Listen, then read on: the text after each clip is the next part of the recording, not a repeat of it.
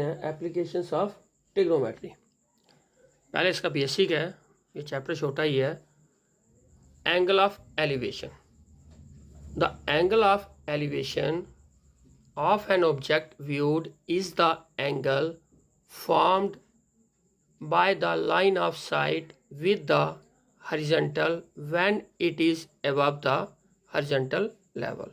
That is the case when we raise our head to look at the object.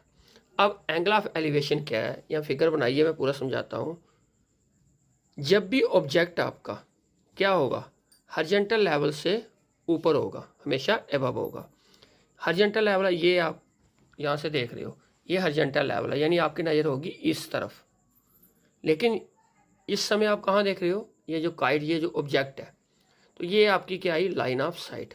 जब भी object horizontal level से ऊपर होगा, यानी आपको हेड ऊपर करके देखना पड़ेगा उस ऑब्जेक्ट को, तो जो एंगल बनेगा उसको बोलेंगे एंगल ऑफ एलिवेशन।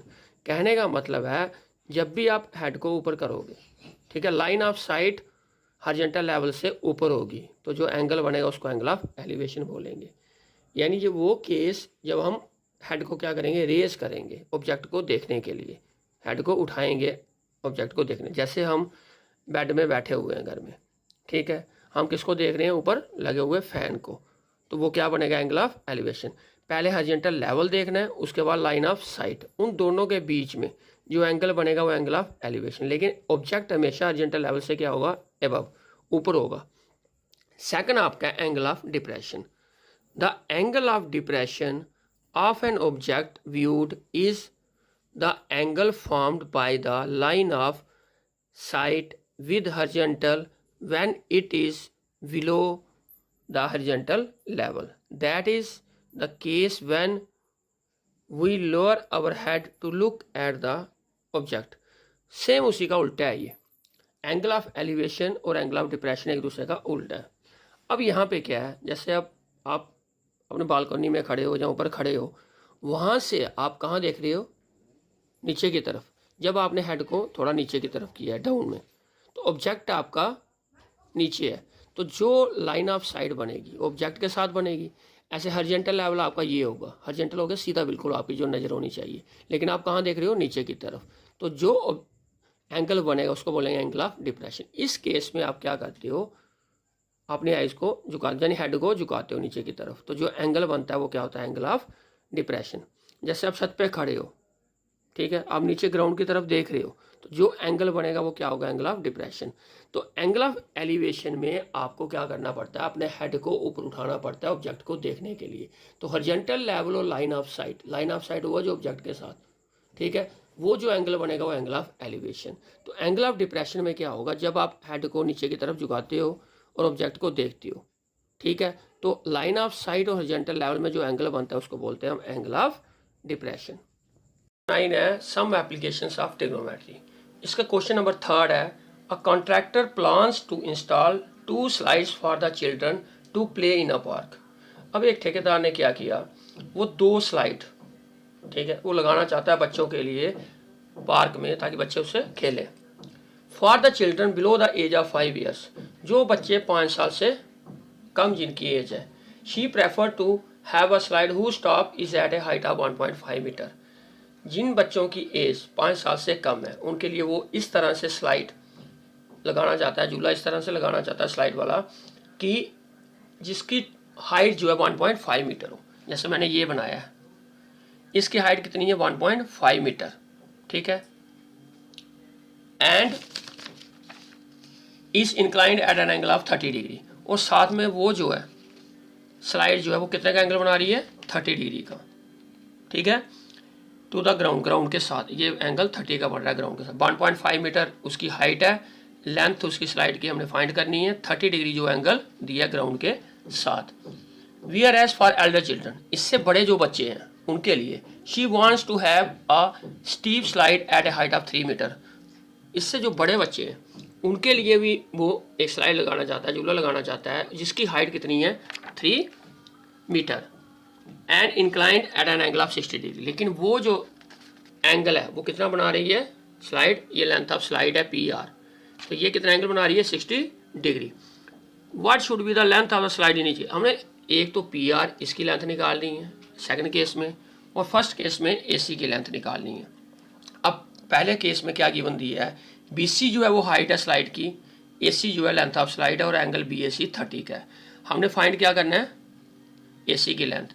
अब ये परपेंडिकुलर एंगल के अपोजिट परपेंडिकुलर होता है, एंगल के साथ वाली साइड बेस होती है, और ए सी क्या है, हाइपोटेन्यूज। तो परपेंडिकुलर गिवन है, हाइपोटेन्यूज निकालना है, तो ये कौन सा एंगल आता है, साइन। तो क्या लिखा है मैंने पहले, let B C be the height of a slide and A C be the length of a slide. B C जो है वो हाइट है और ए सी जो है वो लेंथ है। एंगल बी ए सी 30 गिवन है और बी सी 1.5 मीटर गिवन है। राइट ट्राइंगल लिया मैंने ए बी सी, ये ए बी सी मैंने राइट ट्राइंगल लिया, ठीक है।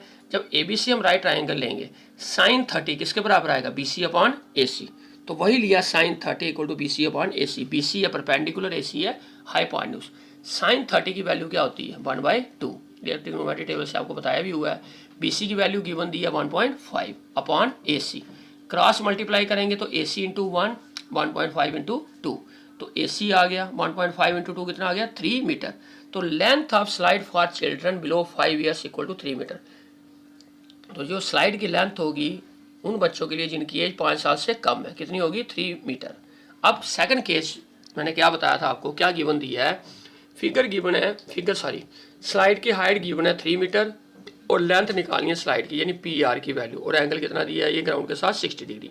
क्यू पी आर दिया है 60 का, तो यहाँ पे वही लिखा है, let Q R be the height of a slide and P R be the length of a slide, जैसे फर्स्ट केस में था। तो क्यू पी आर 60 का है, क्यू आर 3 मीटर है। तो राइट ट्राइंगल आपका क्या है, पी क्यू आर, वही लिया। साइन 60 क्यों लिया, क्योंकि परपेंडिकुलर गिवन है, हाइपोटेन्यूज निकालना है। तो sine 60 equal to Q R upon P R. Sine 60 की वैल्यू क्या होती है, √3 upon 2 equal to 3 upon P R. फिर क्रॉस मल्टीप्लाई किया, पी आर इंटू √3, 3 इंटू 2 यानी 6। P R into √3 equal to 6 आ गया। तो पी आर की वैल्यू क्या है, 6 अपॉन √3। अब इसको हमने करना है रेशनलाइज। क्यों करना है, क्योंकि डिनोमिनेटर में रूट की वैल्यू हम नहीं रखते हैं। डिनोमिनेटर में हमेशा क्या होता है, रेशनलाइज द डिनोमिनेटर का मतलब होता है डिनोमिनेटर की जो वैल्यू है वो कभी भी रूट में नहीं आती, वो हमेशा 3/2 आए, 2/1 आए, या 2 आए या 3 आए, वो रेशनलाइज होना चाहिए। P R equal to 6 upon √3। इसको रेशनलाइज करने के लिए हम क्या करते हैं, इसी से मल्टीप्लाई करते हैं, इसी से डिवाइड करते हैं। तो 6 इंटू √3, 6 √3, √3 इंटू √3, √3 का उसका यानी 3, तो ये कैंसिल कर दिया, 3 2 या 6। तो पी आर की वैल्यू है 2√3। कुछ बच्चे क्या करते हैं, √3 की वैल्यू पुट कर देते हैं 1.732, तो फिर 2 से मल्टीप्लाई करते हैं, वो भी ठीक है। हम 2√3 ही रहने देते हैं, क्योंकि कैलकुलेटर यूज़ नहीं करने देते हैं आपको बोर्ड में, इसलिए 2√3 मीटर। तो length of slide for elder children, वो बच्चे जिनकी एज 5 साल से ज़्यादा है, तो उनके लिए जो स्लाइड की लेंथ होगी वो कितनी होगी, 2√3 मीटर। नंबर 4 है, the angle of elevation of the top of a tower from A point on the ground which is 30 meter away from the foot of the tower is 30 degree. Find the height of the tower.